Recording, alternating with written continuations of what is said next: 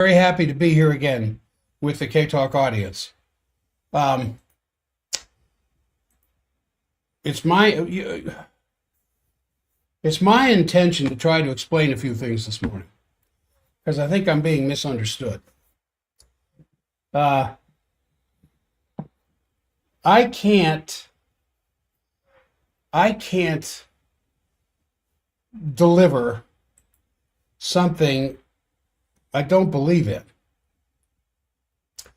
You'd be able to tell right away through the falseness of my voice that I did not support what I'm trying to explain if my heart wasn't really in it. And I know that I have lost some of my audience due to the fact that I'm not a Zionist. And I don't believe Zionism over everything. And I don't believe the Israeli army should be combined with the United States Army in the Middle East. And I am grateful for the actions that were taken by Congress so far to stop that from happening.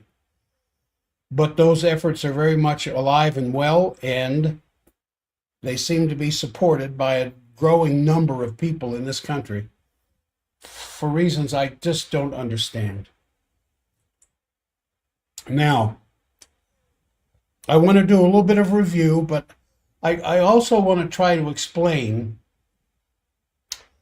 a little bit behind the Zionist stuff and how much of President Trump's war against Iran is driven by Netanyahu, who said, Benjamin Bibi Netanyahu has said, it has been his dream for 40 years to see the end of the Iranian Republic, or the Islamic Republic of Iran, I think is the official title.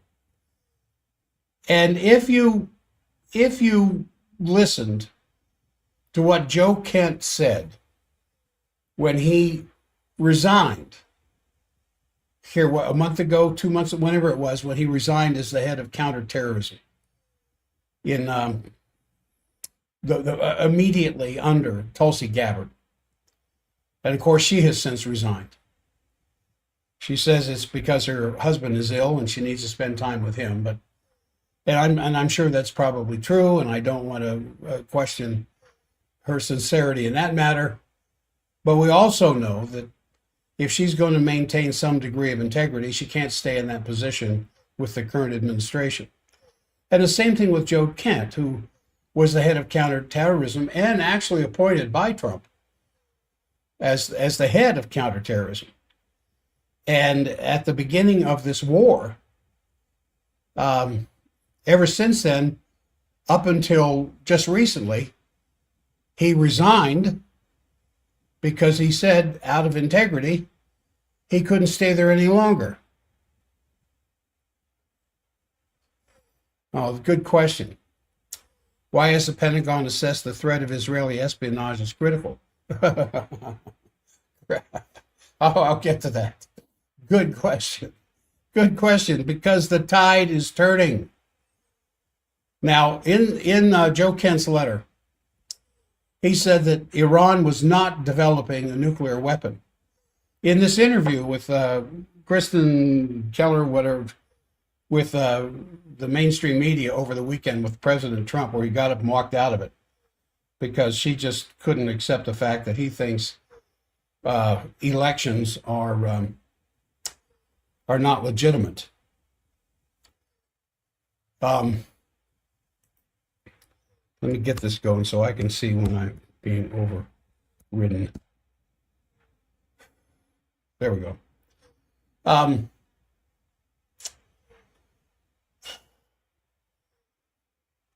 Something is turning. A tide is turning here. And I think it's clear that when Joe Kent resigned, and he said that Iran was not developing a nuclear weapon, and that this war is about the Zionist lobby and the Israeli regime, and he couldn't support it anymore. So I think it's clear that when the highest ranking official, intelligence official, the highest ranking intelligence officials in the United States point out that this war is about the Israeli regime and Zionism and the Zionist lobby inside the United States, then any other possible reason in your most distant imagination for the United States to attack Iran just doesn't make any sense. And that's a big question. Now, Netanyahu has been seeking this war, as he said, for over 4 decades. And he's finally found a president, because he's tried over the last 40 years with other presidents to get them to go to war against Iran. But he finally found a president who would support him for whatever reason. And of course, there's a lot of some very big questions about that. But he's finally got an American president who will help him carry out his assault against Iran. Now, it's not just Netanyahu and President Trump. We know that the City of London and MI6 has been involved with this long before Netanyahu or Trump were involved with this. And the London networks and British intelligence reflects the classic doctrine of British geopolitics, of which Iran has been a target for many, many years in the past. And so I have no doubt that British intelligence is very much involved, very supportive in this whole action. And the British and the Zionist regime have always been extremely close to one another.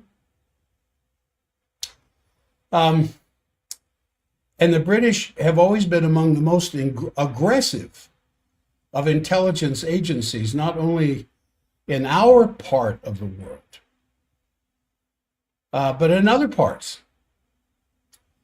And so not only the Middle East, not only here, yes, British intelligence is involved in the United States government. Don't kid yourself. But the Middle East, Eastern Europe, Indochina. And so when I talk about the Mossad and I talk about the CIA in these particular actions, I may unintentionally leave out MI6. But MI6 is right there with CIA and Mossad. Now, what is the driving force here in Netanyahu's mind? Why is he continuing to do this?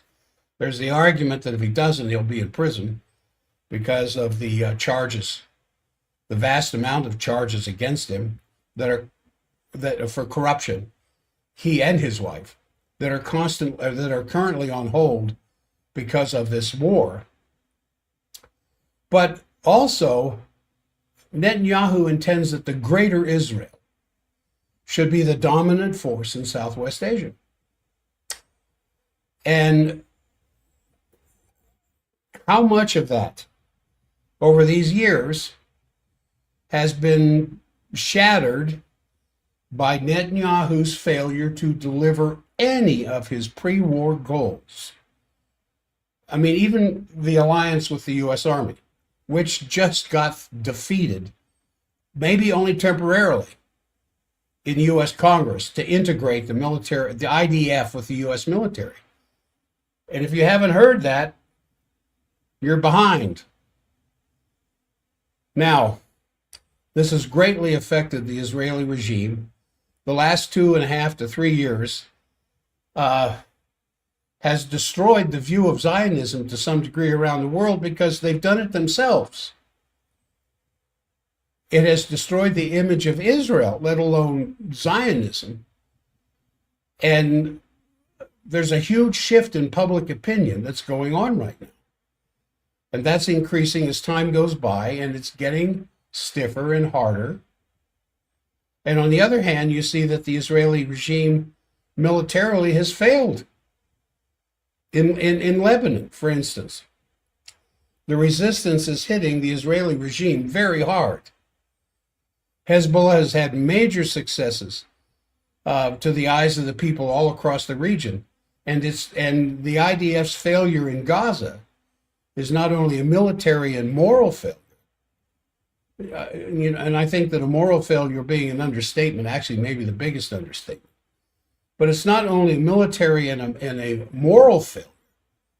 It's a sign of weakness in this regime that it has failed to take the territory after almost 3 years of genocide of a people who are very lightly armed and surrounded with very few capabilities, who do not have a navy, who do not have an air force.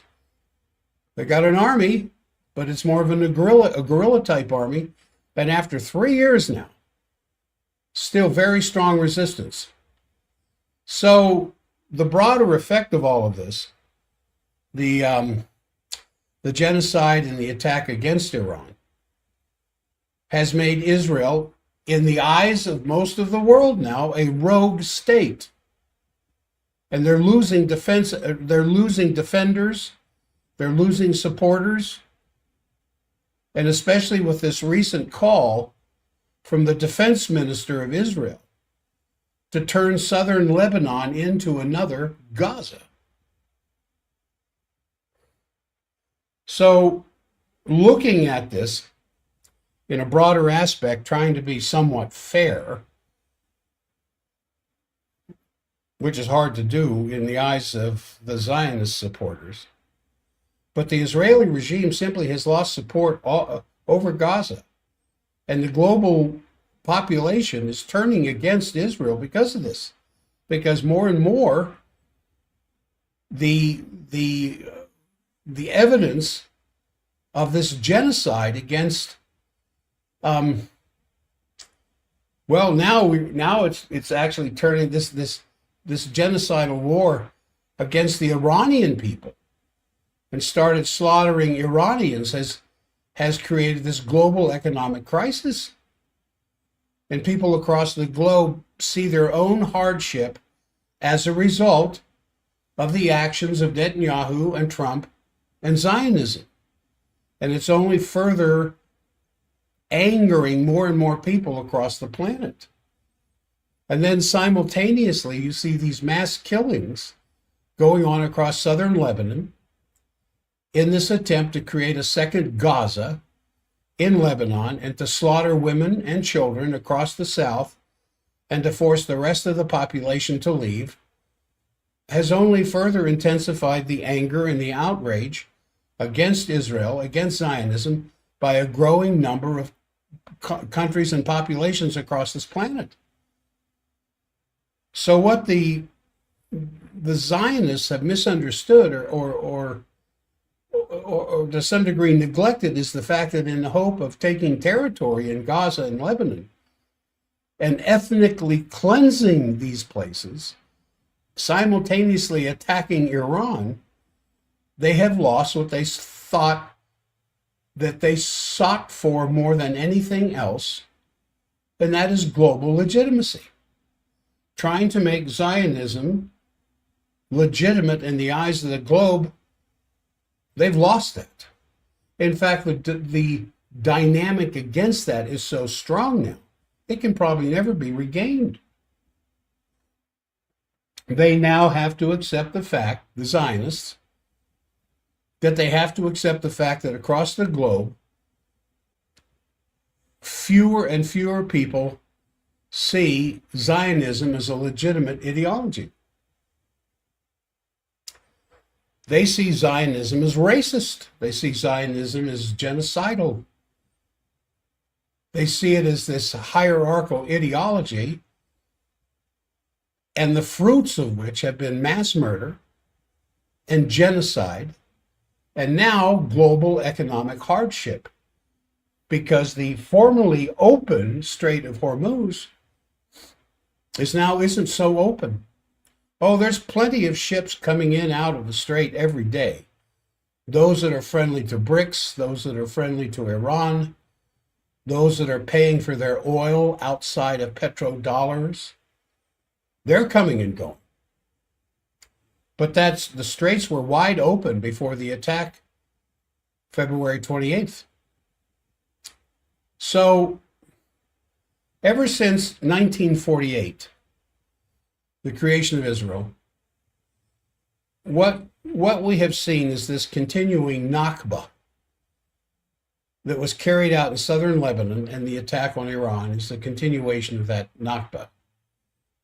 And now there have been some reports in the media that President Trump has been very sharply critical of Netanyahu. You certainly heard about this over the weekend, the yelling, the screaming, and apparently Trump having Netanyahu on the phone yelling and screaming at him because of the continuing rocket attacks against Iran. Last night, apparently, there was some major rocket attacks in answer by Iran upon Israel on this so-called continuing ceasefire. And what it has done has turned the world's opinion of Zionism against Israel, against Trump, against America. And a growing percentage of people in this country, in the population, I think it's 60% now, the last number I saw, have a very unfavorable opinion of Israel and Israel's current policies, when Israel was our twin brother for decades. So some are dismissing what happened over this weekend between Trump and Netanyahu as just theater, just some marketing stuff, some face stuff to keep your attention off the ongoing violations of the ceasefire. And it seems the IDF is continuing the fight in southern Lebanon and killing Palestinians in Gaza and the West Bank. The question arises, fairly enough, do you think Netanyahu is capable of obeying Trump if Trump ordered him to stop the killing? I mean, we often think the end of this war is as simple as that. And the same thing in the Ukraine. You stop sending money, you stop sending armament to the Ukrainians, and it'll be over with tomorrow. Is Netanyahu capable of obeying Trump if Trump were to tell Netanyahu to stop it now? And what do you suppose Trump could do to stop the Israelis from committing further crimes? War crimes, mind you. But when you think about the Nakba, this horrible, horrible attack against the Islamic people decades ago, and of course there's been more than one. This is what is going on right now, of course, is nothing but a continuation of, and nothing began October 7th, 2023. That was just that was a very dramatic day. And when you start looking at the intelligence reports about what really happened on October 7th, it's similar to what, if you look deep enough into what happened on 9/11, you're going to come up with a totally different story than what the news media had to say. Well, when you look far enough into October 7th, you're going to find out it's totally different than what the major news media had to say. But nothing began then. You know, the genocide had already been going on, and as it continued, people across the world began to see these images of children being slaughtered, torn to pieces by sniper bullets. And it's kind of like what happened about Vietnam. Because during the first few years, those of you who are old enough to remember this, in the 60s, I was in high school as a teenager. I'm 75 now. That's how long ago this is. Most Americans supported the war. Most Americans supported what happened in the Gulf of Tonkin and the oil stuff and the attacks and the stories that were given to us.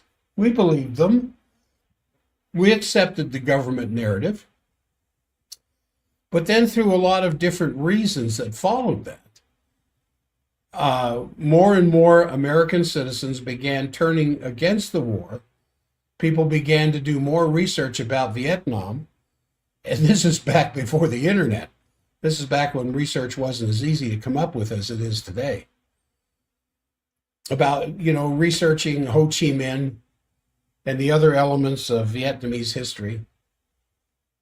And they learned that the government narrative about Vietnam was very misleading. It wasn't about communism at all. It was all about control of the oil, Rockefeller's oil. That's why they could not bomb Hanoi Harbor, because of the Rockefeller oil derricks. And what the Israeli regime has done through this genocide against the Palestinians, they've caused a lot of people to start learning about the history of Palestine. And now it's a lot easier because of the internet to learn this stuff. And so the attempt that they make to make October 7th the beginning of this history is undermined by their own insistence to carry on the genocide in Lebanon, and in particular Gaza. And of course, later on in the two wars, since October 7th, the two wars against the Iranian people, the one last year and the one going on now. So kind of ironically, the Israeli regime, what they've done through this genocide, they've caused a lot of people to start looking into this deeper and deeper and deeper. And so the Israeli regime themselves have done more than anyone else to undermine the legitimacy of their regime in the eyes of the world, and causing young people across the world to start looking into the history of the Palestinian issue and to learn about the Nakba. And with regards to Netanyahu and Trump, it's really difficult to say what really happened. I hear differing reports. Probably there was some exchange, but it's not so much what was said or exactly what was said in this heated, hot exchange. What's really the important fact is that they published it. They let it out, pointing to the fact that there's this huge disagreement between the two of them. And that's more important than what Trump may or may not have said. It shows that there are some forces, some dynamic inside our country, which I've been praying for, that seeks to undermine Netanyahu, at least the way I see things. And those can even be Zionists, because as we've seen in the reports from Axios, with its very dishonest reporting, they say things in the past about differences between Netanyahu and Trump and Netanyahu and Biden. And so we are approaching the anniversary of the first war launched against Iran, the 12-day war a year ago. And at that time, I think it was Axios, too, that said that there were differences between Netanyahu and Trump even then, and that Trump wanted diplomacy to be pursued. And then we have this sudden attack, and so obviously that was fake news. But in this case, the most recent thing here, Netanyahu's been hurt. He's been humiliated at home. I mean, even his allies have been attacking him. His allies in his own Likud government have been attacking him. So this is a bit different, significantly different than what we've seen in the past. And I think it does indicate that there are those among the Zionist movement, that think that Netanyahu is now hurting Zionism. Now, I'm sure that this faction is becoming deeply unpopular, not just across the world, but in the most important country for the Israeli regime, which is our country. And as I said earlier, one of the most up-to-date polls that I've seen. Now, roughly 60% of Americans have an unfavorable view of the Israeli regime. And that unfavorable view has been increasing rapidly over the last 2.5 to 3 years. It's fundamentally changed. And the disliking is getting more pronounced, more vocal, more hardened, because inquiring people have access to all these various reports. And you can see some of the most disgusting, disturbing, heart-wrenching videos coming out of this battleground of the most terrible crimes against humanity committed by the IDF. But now you have IDF soldiers who have a higher suicide rate than American soldiers. You have IDF soldiers who are coming out and talking at the risk of lifetime imprisonment. So I think there may be, and I might be wrong, but there may be an attempt through this sort of reporting to ultimately get rid of Netanyahu. Even members of the Likud who want him out of there because they know that the position he represents, along with Trump, it's not just the midterms that American electors are looking for or at. The elections in Israel are closer than ours. And so they're trying to put on some kind of a new face, or put forward a new face for the Israeli regime, so that they don't lose control of their parliament by putting all of the blame and the misery and the responsibility of the genocide on Netanyahu. And those who are much more perceptive than me, those who've done their research much more than I have, know that the opposition in the Israeli regime, unfortunately, is equally genocidal. They don't like the picture that Netanyahu has given to the Zionist cause, but they're also genocidal people who are fighting against Netanyahu for control of the government because it's expressed in their own speeches and the way they have voted in the Knesset in support of actions that support the IDF's genocide. And their statements over the last 2.5, 3 years has been clear. These are the opponents of Netanyahu that I'm talking about now in the Knesset. Very clear about their wish to wipe out the Palestinian people, the men, the women, and children, and to do the same to the people of Lebanon, the Lebanese. And the other thing that, and I'm not making an opinion one way or the other here. I'm just telling you what's going on and what I see in the news, and the best sense of it all that I'm trying to make out of this. The bottom line is, I think Netanyahu's on his way out, but he's not being replaced by goodniks. It's the same badniks. It's the same kind of thinking people who still want to wipe out the Palestinian people. And the other thing that's been seen by the world from this war is the incredible resilience of the Iranian population.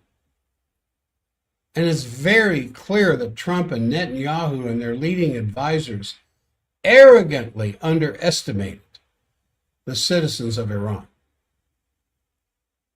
And I think to this day, the positions, the statements of Trump, the positions and the statements of Netanyahu, they have no understanding of the pride of the Iranian people. Because you have citizenry of a very ancient civilization. And the ancient nature of their civilization, I think, is part of their resilience. I mean, the Iranians see themselves as an old civilization that has shaped the character of their culture and their people. We're just a month away from our 250th anniversary. Iran has been there for thousands of years. Thousands. And even though President Trump said he's going to wipe them out, wipe that ancient civilization from the face of the earth, it takes a lot more than that kind of almost silly, embarrassing bravado to achieve something like that. And I think the West in general, they're waking up to this, but the West in general has contributed to this miscalculation through all these narratives that the media has tried to give us, and the think tank narratives of Iran that have existed since the revolution 47 years ago. Because for 47 years now, since the Shah was removed, and I remember believing the narrative that one of the best things that had ever happened to Israel or to Iran was the establishment of the Shah. And of course, as I began to learn and study and research, one of the most powerful, brutal police states.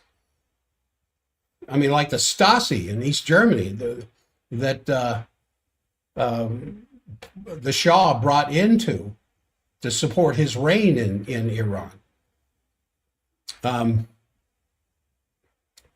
led to the revolution.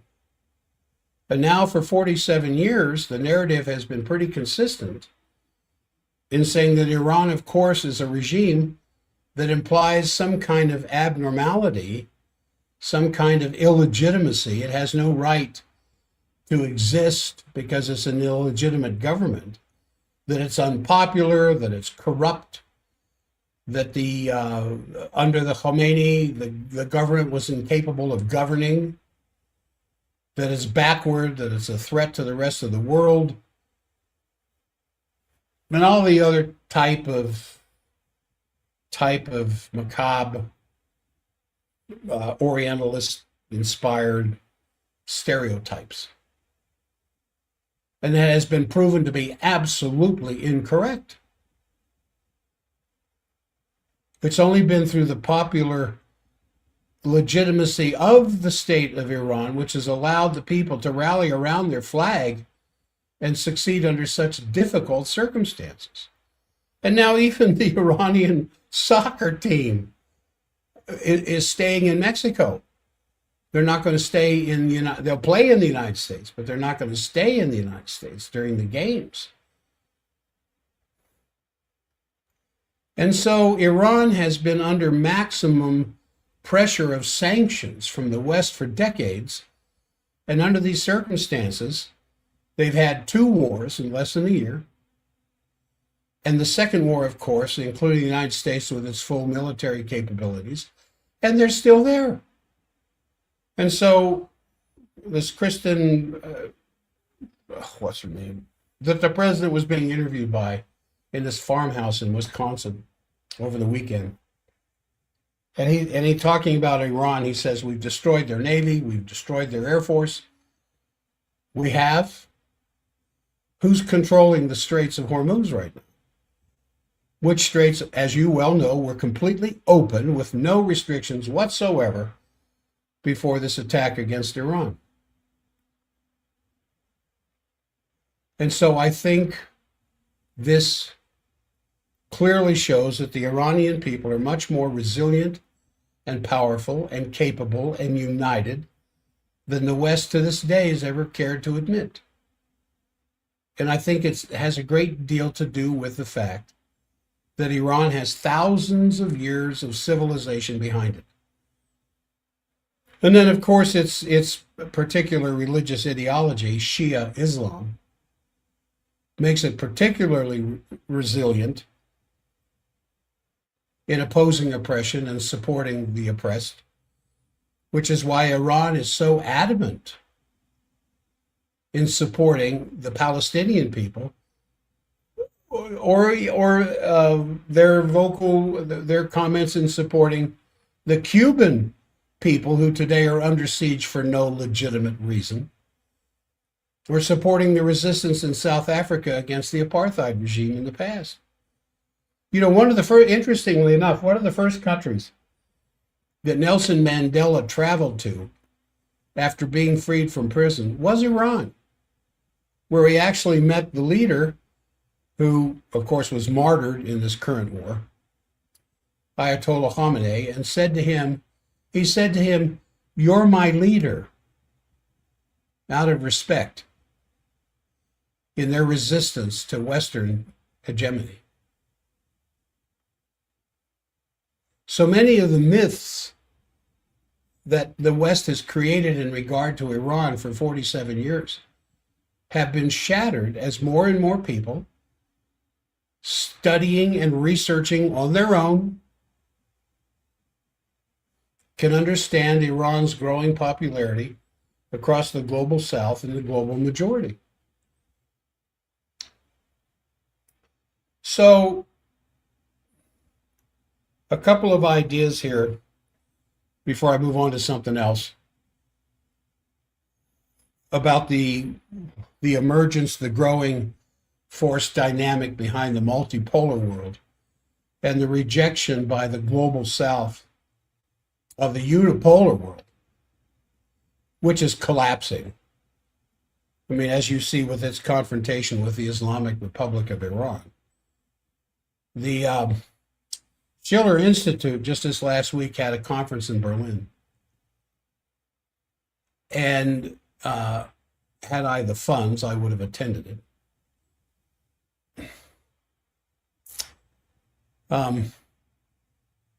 That the identified wars of NATO and the Ukraine against Russia and the U.S.-Israeli attack on Iran are acts of desperation, that there isn't really a material military objective in sight. These are desperate acts by a failing, collapsing empire. And they have no economic strategy other than escalating the colonial looting that they've practiced for the last 500 years. And so basically, saying that peace is not going to come from permanent warfare or genocide. It's not going to come from ceasefires that don't address the underlying cause of the war. And so a couple of questions arise from this. The role of the BRICS and the Shanghai Cooperation Organization and similar associations trying to strengthen the collaborative efforts for cooperation outside of the petrodollar City of London dominated system. And Iran is a member of the BRICS. And I think Iran's a member of the Shanghai Cooperation Organization. And what has been happening since the war broke out, February 28th, is a further entrenching and further increasingly strong hold among these nations coming together, resisting the imperial order controlled by the petrodollar. And the current administration in Iran is pursuing these policies, trying to strengthen them. It remains to see how effective these organizations will continue to be, but they're very important. And they're symbolically important for the very I mean, the fact that the world leaders gathered together for summits in different countries, whether it's the SCO or the BRICS, is itself helping to push the world toward a different order and rid themselves of U.S. hegemony and domination. That's what's going on behind the scenes. And so there are those who are saying this continuing war in Ukraine and this war against Iran and the American Israeli allies of the Gulf are just acts of a ever increasing military power that is on the defeat.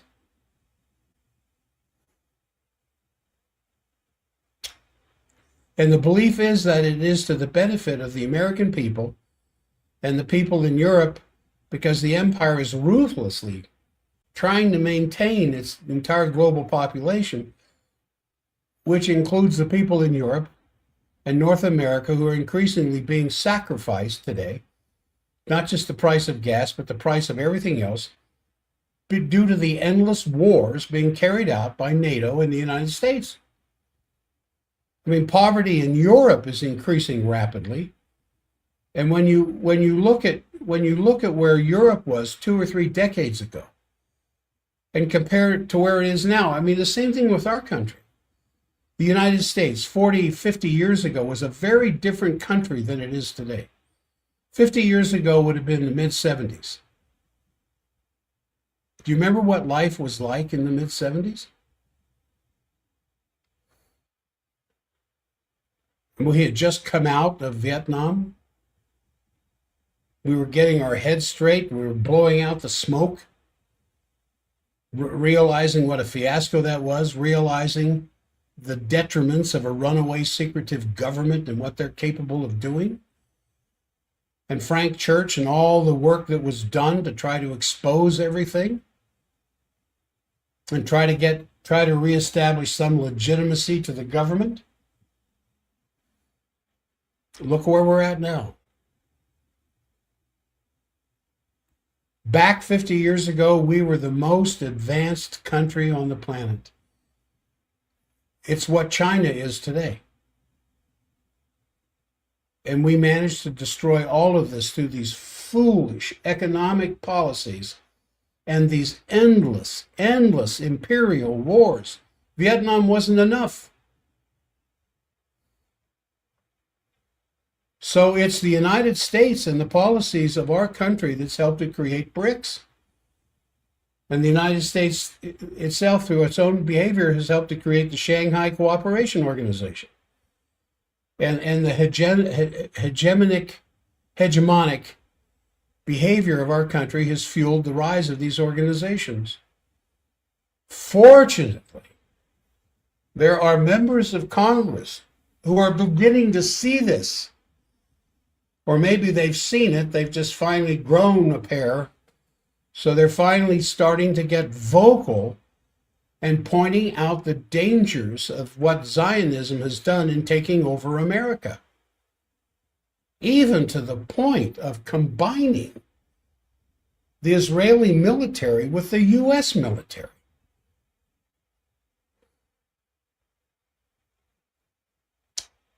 Now, you can't have peace following the end of war without the rebuilding of the infrastructure, architecture, politically, socially, economically, spiritually, addressing the causes of it. And this is why they're still talking about LaRouche's Oasis Plan. Taking care of the shortages of fresh water, both for Israel and the Palestinians, and for other neighbors, through building canals with these desalination plants as a kind of a project which could build mutual beneficial cooperation between Israel and its Arab and Muslim neighbors, which of course would have to recognize a Palestinian state.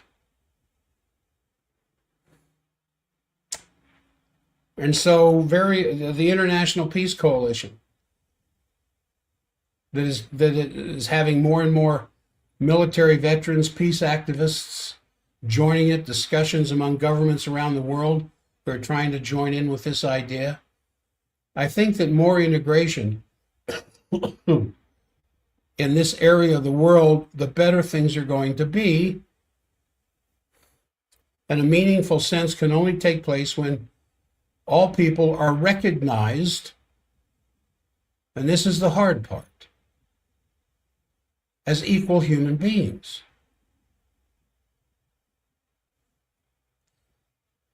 Now, you're white. Most of you are. How do you look at these other people? Do you look at Palestinians the way the Zionists look at them? Subhuman? Do you look at the disparaged, outcast groups of the world as something less than human? Because when we can see, when the time comes that we can recognize everyone as equal human beings, where we recognize that there is no master race or superior race that has exceptional rights and privileges over another group or race of people, there will never be any peace. And the mentality that the Palestinians and the Lebanese are Amalek, the biblical enemy of Israel. And so, as such, they are unworthy and deserve death. That's always going to impede any integration and cooperation, which would benefit Jews, Christians, Muslims across the region, across the whole world. So ultimately, the end game has to be a state in Palestine, or whatever they call it in the future, where all human beings are equal as human beings. I think that's the best thing for Judaism, because Zionism has harmed Judaism immensely by associating the Jewish people with the crimes of Zionism.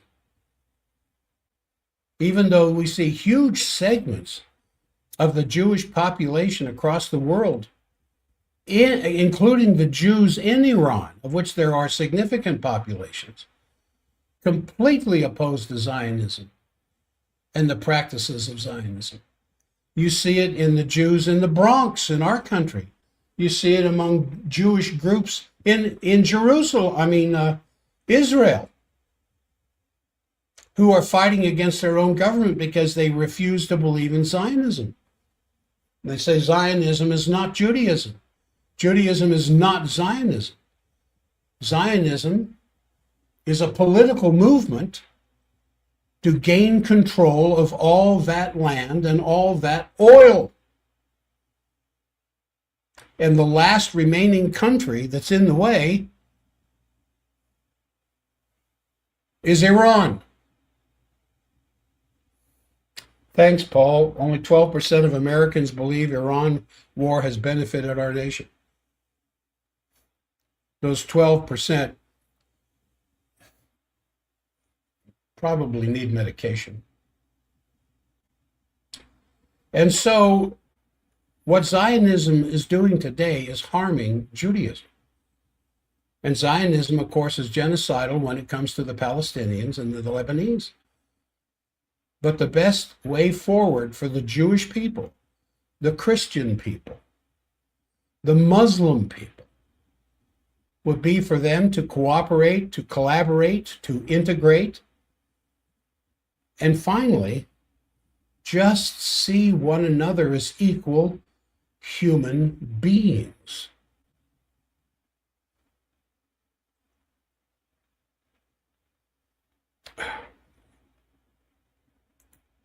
So,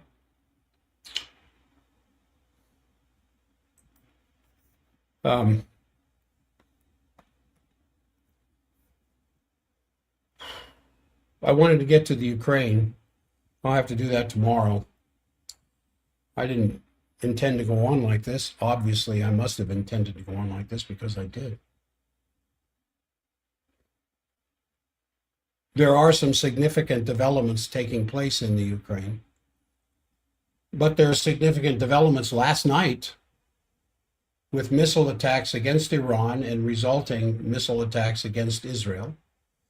I don't think that Iran hit anything last night outside of Israel. No American bases, and none of the coalition that's a part of the Israeli effort or the Zionist efforts against Iran. I want to contradistinguish between Israeli and Zionism, because there is an increasing percentage of Israeli citizens who are not Zionists, who want the Zionist members of their government to be voted out.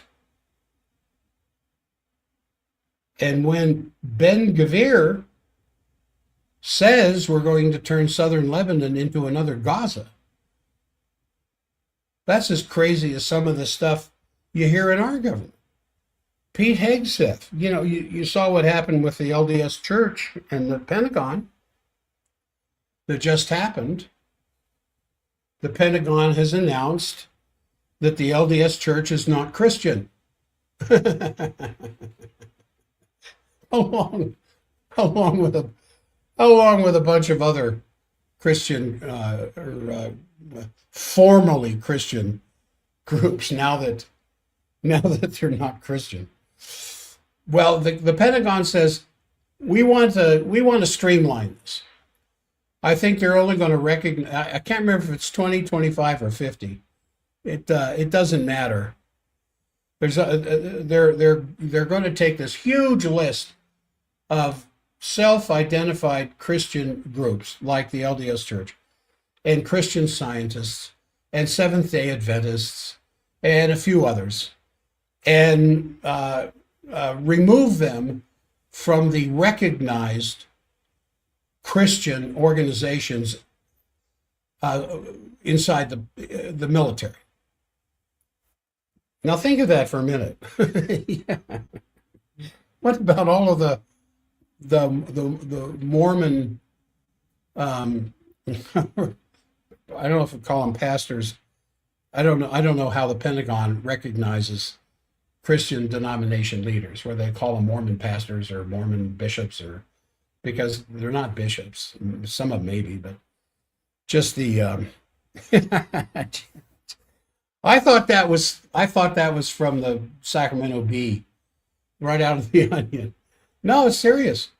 The Pentagon says we're not going to recognize the LDS Church as a Christian church anymore. So they're not going to get the attention that we give to Christian churches inside the military. Where can that lead? Secretary Hegseth, you constantly crack me up. And of course, he's an avowed Zionist as well. Maybe the LDS Church isn't Zionist enough. Maybe that's the problem. Anyway, that's going to do it for today. I think I have 2 new patients I'm going to take care of today. We still have a spot or 2 this week. 801-523-1890. 801-523-1890 to sit down with me for half an hour at no charge. We can talk about your conditions to see if we're capable of being able to help you. So I'm going to take off here in just a second. I'm going to stop the recording right now at K-Talk. And I'm going to say goodbye to my streamers. Again, I appreciate you. If you like and subscribe, it will spread the numbers faster. And I'll see you all